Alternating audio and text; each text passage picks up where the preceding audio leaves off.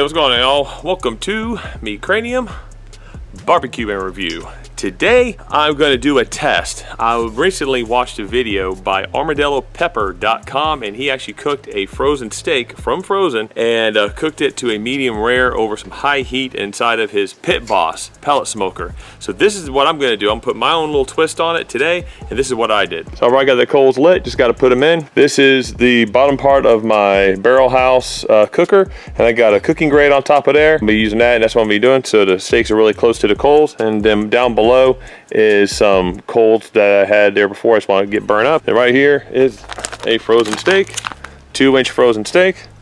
And this is a fresh steak, about 2 inches thick. So I'm gonna go ahead, I'm about to put these on. I've already filmed about the prepping process of these steaks. So go ahead, watch that, and I'm about to put these on.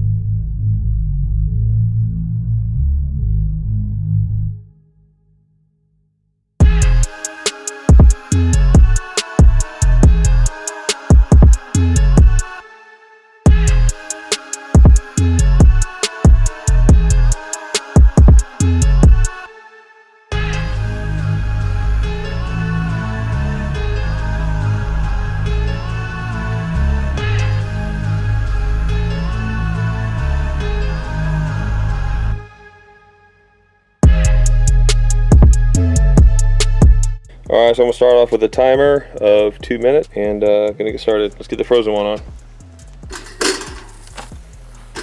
There we go, frozen and fresh right there.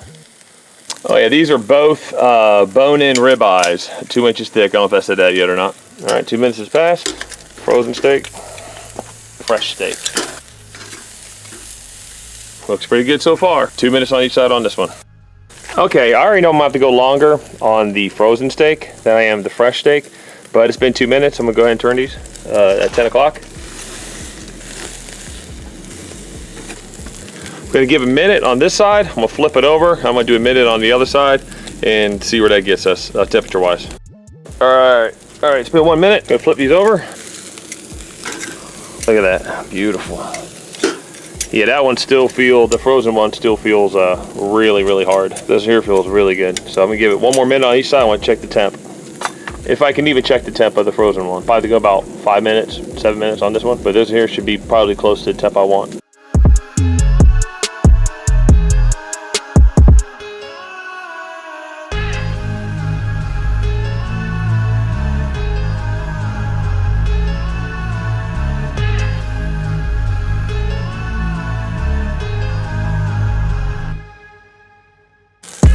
All right, time to see where I'm at on temps. It's been 1 minute on that side with the fresh one.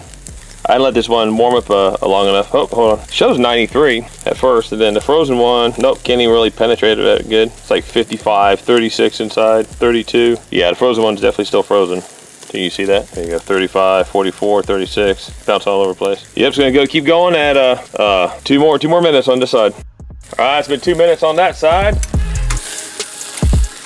Oh yeah. Oh, beautiful. Nice sear. Check temps. Beautiful crust on there, 122, 105. Still can't penetrate that one. This here will be done. I'll give 2 more minutes on this side, that'll be done. Actually, probably 1 more minute. Actually, this one's done. It's in the 120s. Gotta pull the fresh one, let it rest. Gotta keep going with the frozen one. Okay, so while the frozen one still cooks, I just went ahead and lightly tinted the fresh one. Okay, so ideally this should probably be done like a reverse sear. Start up kind of slow, bring it up, and then sear it. I threw both these steaks just right on and just seared them. Frozen one, it still has. I just went on 2 more minutes, about to flip it over. All right, let's see what temp this bad boy's at. It's starting to soften up in the middle. Oh, 98, 79. Nope, still really hard in the middle. Yeah, still into 30s and 40s in the middle. So it's not quite ready yet. Still waiting. 2 more minutes. Gotta keep doing 2 more minutes, 2 more minutes, 2 more minutes, 2 more minutes each side until it finally got internal temperature about a 115, 120. All right, there is the non-frozen steak. Now let's get the frozen steak on here. I think it's about done.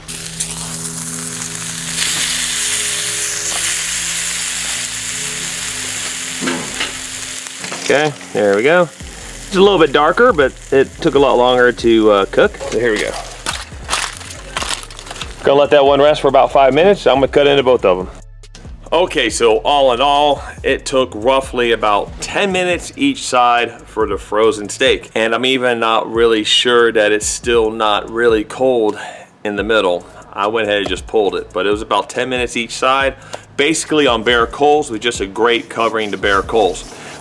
Jeff over at armadillopepper.com, he went a little bit lower temperature, about 500 degrees, in his Pit Boss, and he had pretty good success with his. He did like 7 minutes each side, and then I think he did a couple flips, but I did a lot higher temperatures to achieve a better crust. So in 5 more minutes, I'm gonna find out, cut into these bad boys, and see and do a comparison. Can you really cook a 2-inch thick ribeye steak from frozen and get it to be where it is just as good as a fresh steak? Anyhow, y'all go check out armadillopepper.com. His link will be down below. Okay, here we go. All right, as you can tell, the darker one here, it's not burnt. It has a really good crust on it. That was the one that was previously frozen. And then over here is the one that was fresh. We'll cut into these. All right, so the fresh one.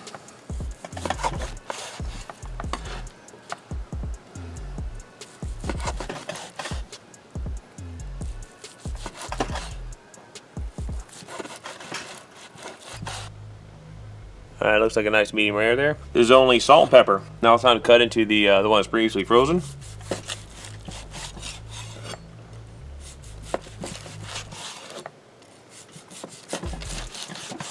It's cutting pretty nice, actually. It's more a rare, which is what I like. Here we go. Nice crust on there. Real nice crust. I like that. There we go. All right. Let's give this thing a taste. All right, let's give this bad boy a taste. Okay, so this is the fresh. Okay, this is the non-frozen. Really good. Now the one from frozen, which is like a rare, which is so what I prefer. You still see a seam coming off there. Really good crust on there. Wow. And it's a little bit charred, but I kind of like the charred taste. It's good. There you go.